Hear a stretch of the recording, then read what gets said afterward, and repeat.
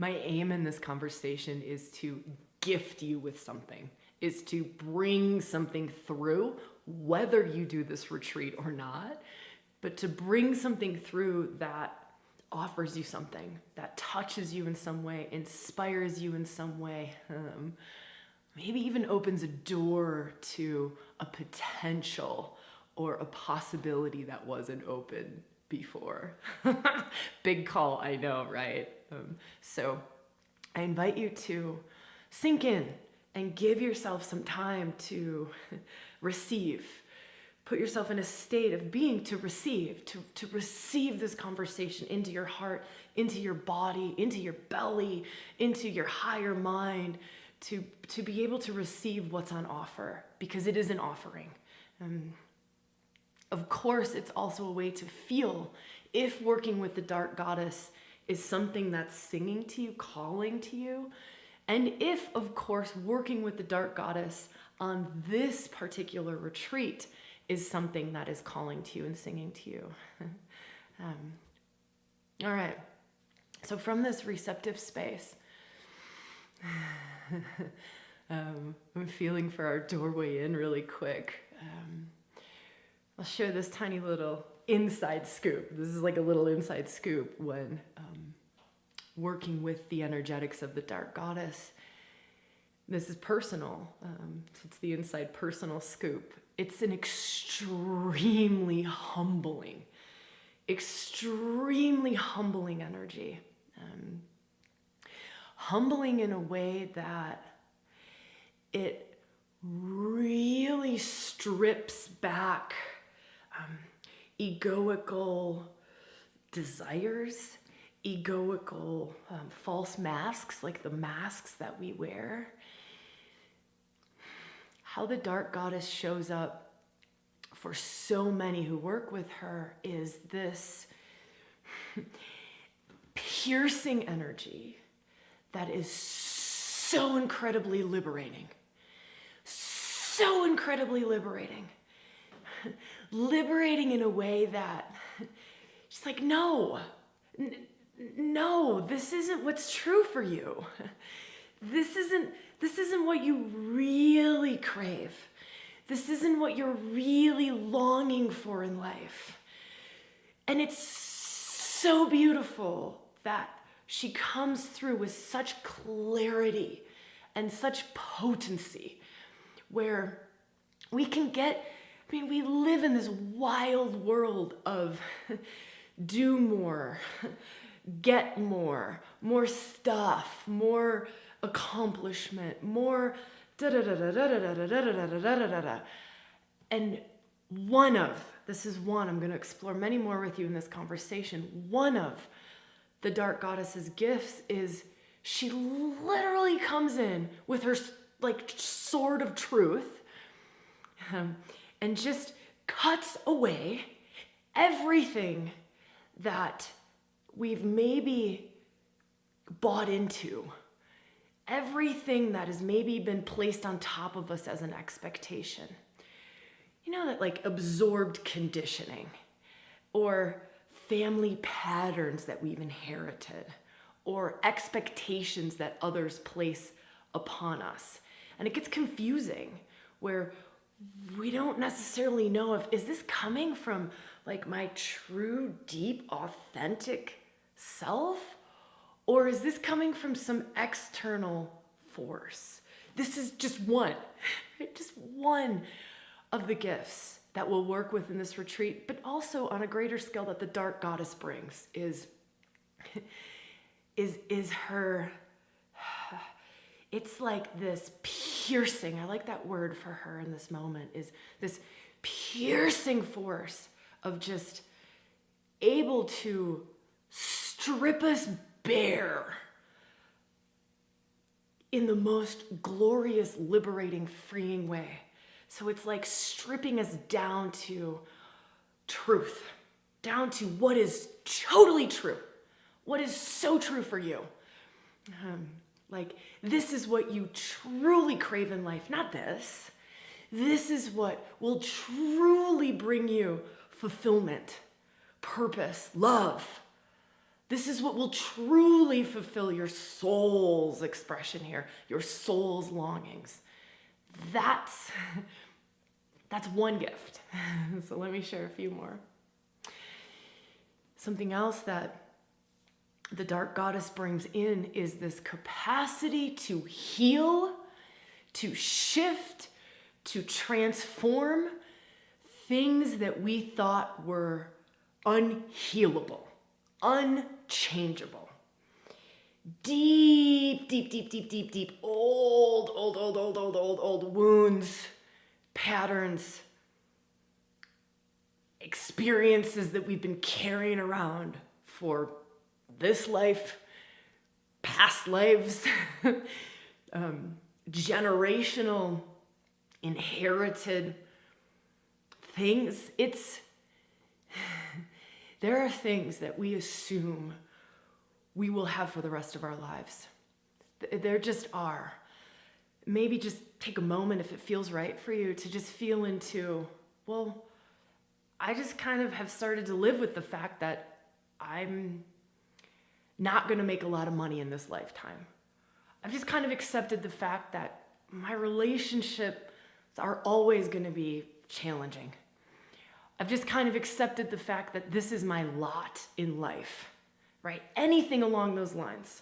Or I've just kind of accepted the fact that I have this ailment or this disease or this, and we hear about these miraculous healings or miraculous shifts in our relationships or in our belief systems, these seemingly miraculous, right? Because let me just go off this seemingly miraculous. This seemingly miraculous territory is dark goddess territory. It's dark goddess territory. I often use these words as a way of expressing her capacity to heal the deepest, darkest, oldest, stickiest stuff in our beings, the karmic imprints, the most horrific experiences that we've gone through in our lives that have shaped our lives, horrible childhoods, right? Those places, there is this in the dark mother, which is an aspect of the dark goddess, the dark feminine, the deep sacred feminine, the dark mother. It is this compassion and this love and this way of bringing her energetics, her Shakti, her love, her deep love into that which is seemingly unlovable, that which is seemingly unchangeable, that which is seemingly unhealable. This is dark goddess. This is the dark goddess's stomping ground, right? This is her temple space. And it's like, give me your deepest pain. Give me your deepest fears. Give me your oldest karmic patterns. And let me transmute that into golden love light. Let me transmute that into an energy that leads you to your next highest expression, your next highest potential. Let me shift that from something that holds you back to something that propels you forward, to something that is fear or anger or rage or grief, into something that is wisdom, something that is love, something that grace can come out of. It's literally taking like ashes. We think of the phoenix often, right? Like the rise from the ashes. That's dark goddess territory. Rising from the ashes. Like, let there be, the big burning forest fire comes through, and it's destruction, right? And it's painful, but then the new growth that comes from that, the new shoots that come from that, if you think of, I just heard this the other day. I don't know why we're doing this in this conversation, but I loved hearing this and reading about this. It's in one of the I think it was Yosemite National Park, possibly. My brain doesn't work super well in those sort of ways when we're working with dark goddess energy. It gets wired to a very different place. But this forest fire came through, but rejuvenated the entire national forest. And within 20 years, it was far healthier, far more filled with life than it was before. That's a great expression of dark goddess. Her rejuvenating capacities, her healing capacities, her opening us to greater potentials that we didn't even know was there. That's dark goddess territory. Let me feel. Feels important to talk about specific dark goddesses. There are many dark goddesses in many traditions across the world. This particular retreat will work with up to 6 specific threads of the dark goddess. We'll definitely work with 4, somewhere between 4 and 6. Of those 4 and 6,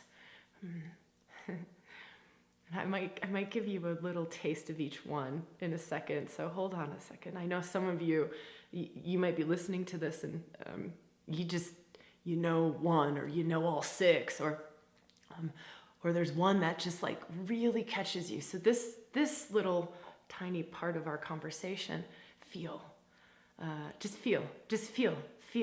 Let yourself hear, feel, resonate in deeper levels. Dark goddess territory is not mind, logic, ration, reason. Is far deeper. So let me give you this as another way of sharing with you what we're going to walk into on retreat, but also an offering to feel into maybe which particular face of the dark goddess sings to you in this moment. So there's Kali, Kali Ma. I have a statue of Kali actually, right here. I don't know if you can see that very well. It's kind of hard. Maybe I'll hold her in front of my skin. I could talk for a week straight on Kali. Kali is ego slayer. Ego slayer. Kali is a very, very, very, very, very high, potent, powerful, archetypal, I hate using that word right now in this moment, divine feminine essence that has capacity to awaken us in ways that we could not have even fathomed. In this conversation, I'm going to just highlight her spiritual awakening capacity. There's many more capacities to Kali, but this moment in time, it's to just highlight high-level spiritual awakening. She's an archetypal energy that is take no bullshit. That is, there is so much more to you. Let me feel for a second. Let me feel. She'll strip you bare. She'll strip you bare of your little egoical attachments, of the ways we cling on, the ways our little self clings on. I think I'll leave it at that for her. Know that we'll explore this face in retreat. We will absolutely be working with Kali directly on this retreat. This I can promise you. There is not an in-person retreat that I have done in the last 6 years that Kali has not shown up for. Persephone, queen of the underworld. In this moment in time, what's arising to share around Persephone is initiation through the stages of life, maiden, mother, crone. Don't get hung up on those 3 words though. It's initiation into maturation through feminine fullness of expression. And sometimes it comes through it's like initiation by fire, initiation by life intensity. If you think of like shamanic traditions where it's this old ways, shamanic, the shamans of a tribe, they were initiated by a very ferocious initiation. It was often like a life or death kind of illness. These Persephone initiations are a bit similar. And part of the reason that they come in so ferociously now is that many of our societies and many of us, we never went through rites of passage. We never went through rites of passage. We were never initiated into womanhood. There was no rite of passage. Something happens in that sacred ritual of rites of passage. Persephone brings rites of passage. She will bring through rites of passage. Wherever you're at, you're 20, she will bring through rites of passage in that moment. You're 80, she will bring through rites of passage. It's always, when working with these energies, it's the Shakti rises up to meet you where you're at and take you to your next greatest place, always. So that said, if there's any fear around Dark Goddess territory, know that it is always in alignment with your highest good. Always. Always. Now, I can't speak for others working in this territory. Here, ReWilding, and with me, it is always in the name of your highest good, your soul's highest expression. Always. Okay, let's go back to Medusa. Medusa, the Gorgon. Medusa, she, in this moment, again, there's many facets to the dark goddesses, but what's coming through in this moment is really working with serpent energy, and the medicine, the mystery held within serpent energy. There's a real like base chakra, second chakra association with Medusa, a real Kundalini association with Medusa. Kundalini awakening. Hold on a second. There's a little bit more here there's also a link between her and primordial feminine. Ancient primordial feminine, the fullness of her. Medusa has this capacity to open doors to the depths of the sacred feminine, ancient primordial feminine. These are deep mysteries. I know that we will also be working in this territory on this retreat. I don't know if we'll go to that territory through the goddess Medusa, although I have a sense because we're talking about it here, but I don't know. I can't promise that, but I can promise we will be working in this deep, sacred, ancient, primordial feminine place that transcends the goddess archetypes. It's a layer deeper. It's a layer beyond the goddess archetypes. We'll work toward that. It takes a bit to get into that space, so we'll work toward that on this retreat. Okay. Hecate. Let's speak Hecate. Queen of the witches. Queen of the witches. Hecate, in this moment, what feels to, I don't know, just to be shared in this moment is she has this capacity to assist us stepping into our power, reclaiming our power, moving beyond unconscious fears of opening up to feminine power. Unconscious fears can show up as witch wounds, as past life karmic imprints. If I step into my feminine power, aka witch power, witchy power, sorcery, I don't want to use that word, tantrika, sacred process, like any of these feminine associated, embodied, sacred powers. There is much power here. There are many gifts that unfold when we work with the dark goddess. Thing is, we don't get to use them for egoical advantages. We don't get to use them for egoical misuse of power advantages. At least not here. Again, I can't speak for others who hold space for dark goddess, but not here. Not here. This is the gifts arise so that we can support our own highest unfolding and the highest unfolding of everyone else. If we are in alignment with our highest unfolding and our greatest good, we are always automatically in alignment with everything and everyone else's highest good, greatest unfolding. A lot of people's little selves don't see that, right? So if you're like, hold on a second, I know that when I've made some really aligned choices for myself and I've really stepped into what was highest for me, others didn't necessarily respond. Was that response coming from their highest self?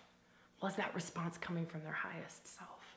Part of what the dark goddess also does is deepens our alignment to our highest self, our soul self, our deep truth, our authentic self. So she deepens our relationship to our power, our empowered self, our true self, and our spirit soul self, right? So when it comes to things like finding our soul purpose, being in alignment, speaking my truth, having healthy boundaries, this is all dark goddess territory. All dark goddess territory. And she will literally teach you from inside out. From inside out. Deep inner alchemical changes that then ripple out into relationships, into how we communicate in the world, into how we show up in the world, into how we create in the world, how we raise our babies, how we love our lovers, how all of it. One of the aspects about working with goddess energy, especially dark goddess energy, is that it is embodied. It is embodied. And when it is embodied, it's not just that it's embodied in our bodies, in our psyches, in our physicality, where changes will occur in our bodies, in our minds, in our emotional states. They will. It is inevitable. When we work with dark goddess, it is inevitable. It is too embodied to not bring about physical change that aligns with your highest expression. But also, it moves beyond. It moves beyond just our bodies. It moves out because we are that embodied. It moves out into our relationships, into our careers, into our homes, into all aspects of our life. All aspects of our life. That's probably part of the reason why she's a little bit scary. Or there's a little bit hesitation, possibly, for some, is, I don't know if I want this much change in my life. I don't know if I'm ready for this much transformation.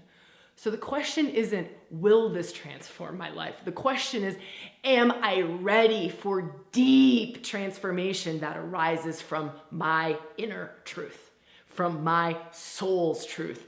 Am I ready for that kind of rapid transformation, for that kind of deep honesty with myself, that kind of deep truth with myself? Am I ready for that much healing, that much awakening, that much juice, that much aliveness, that much grace and Shakti, life force, that much, because she's a life force awakener.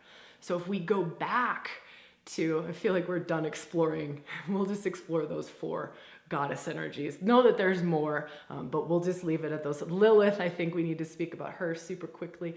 Lilith really works with, I think in this moment, what to bring in here is really works with our relationship to, and this is good because we're about to talk about life force, really works with our relationship to our sexual energy, our bodies, and anywhere that we hold shame. Also, she works with our relationship to our power.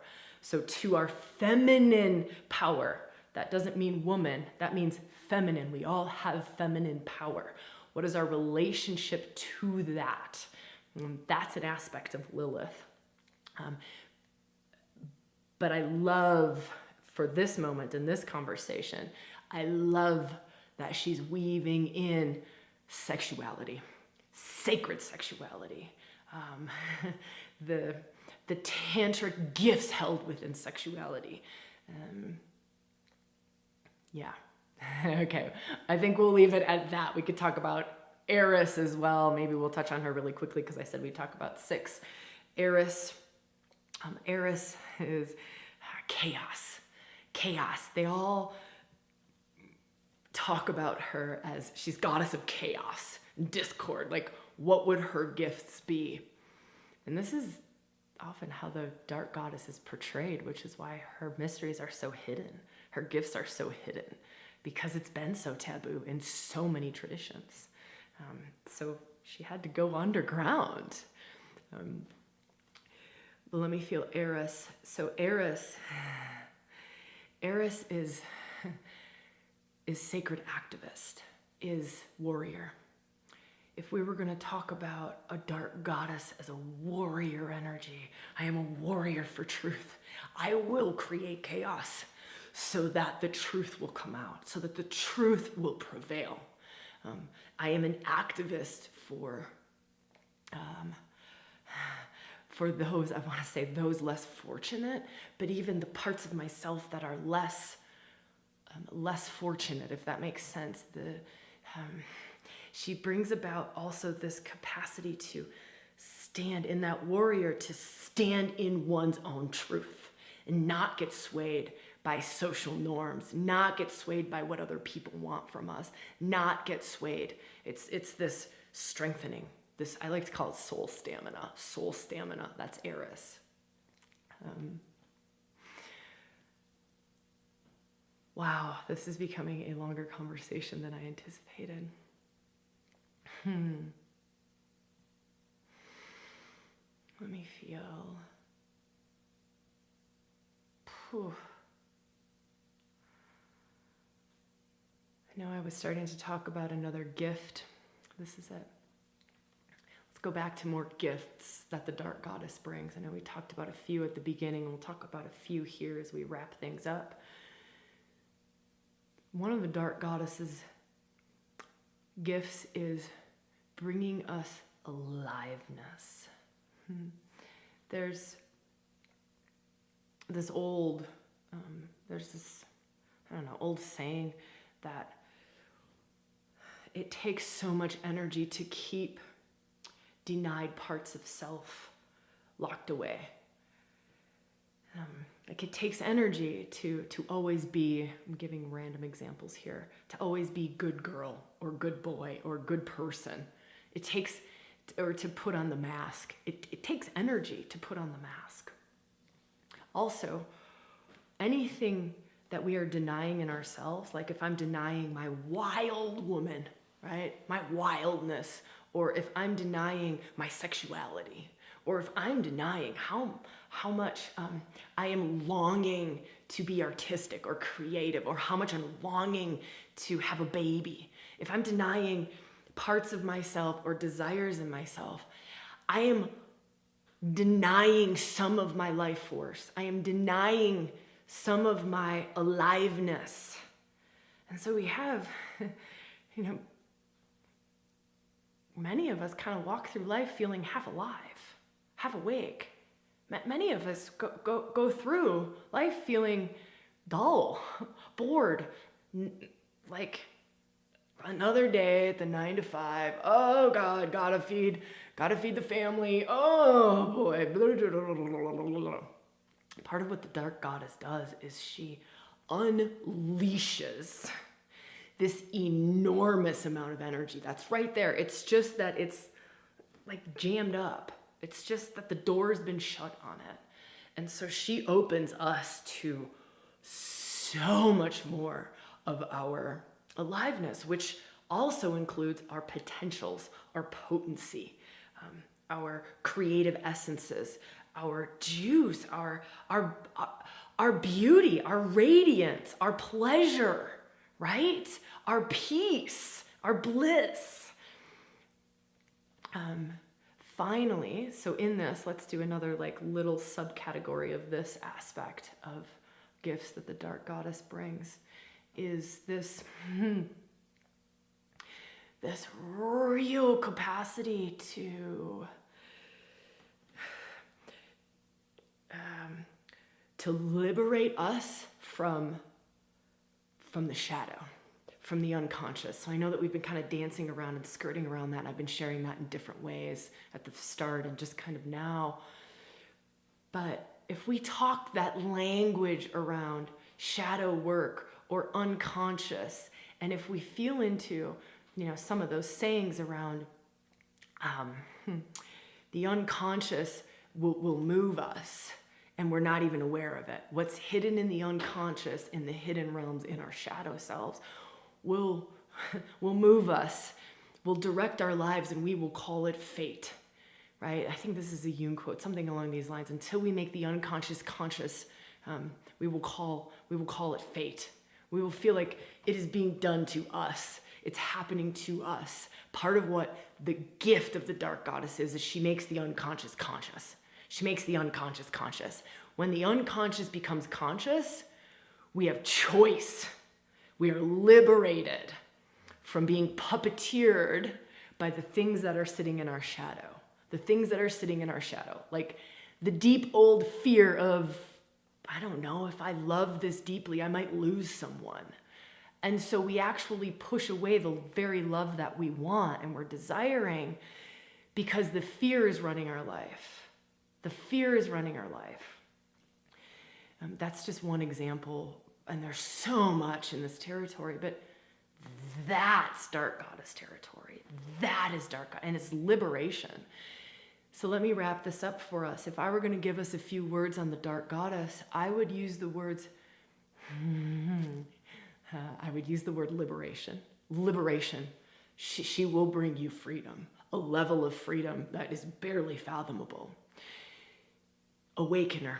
She will awaken truth, like truth, what you truly desire. She will also awaken juice, aliveness, passion, purpose. She's an awakener. She will just wake it up in you. Another word is, I'm going to use this word, healer. Healing deepest, darkest wounds, oldest trauma, unconscious traumas that we're not even aware of. That's dark goddess territory. Rapid transformation. It's quick. And this is why some choose not to go the dark goddess route, because it's so quick and it's so embodied. It is so embodied, and it will so ripple out into all of your life. It will ripple out into all of your life. So if you're going to start working with the dark goddess, it's to be prepared for life changes. Physical body changes, mental changes, emotional changes, spiritual changes, relationship changes, maybe home changes. Now they're always different. Some are more subtle, right? I know I'm making this but it's transformation. I'm going to end on this word. Love. Love. Beneath all of this in the dark goddess is love. But it's a love that is love of your soul. Love of your greatest potentials, not love of your ego, not love of your little self, not love in a way that, protects your precious little self. It is a deeper love. It is a deeper love. It is a fierce love. Fierce grace is a great way of describing her love. It is potent love, powerful love, wise love, and it is, it is also unconditional love. It's also unconditional love. So no matter what we've done up to this, it's unconditional love. She's a mother. She's a dark mother. It's unconditional love. Unconditional love.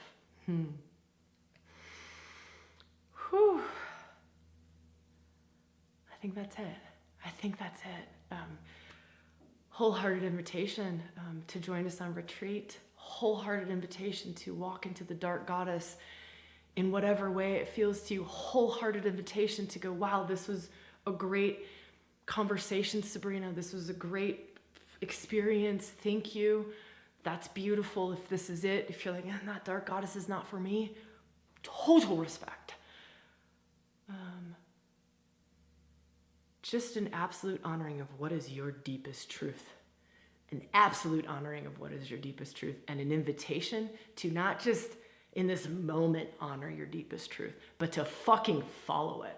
That's the dark goddess, is to follow it. It's not just, oh, I know what my deepest truth is. It's to actually move toward it, to follow it, to take action, to move toward it, whatever that is, whatever that is. Wow. That's it. That's it. Just a lot of love.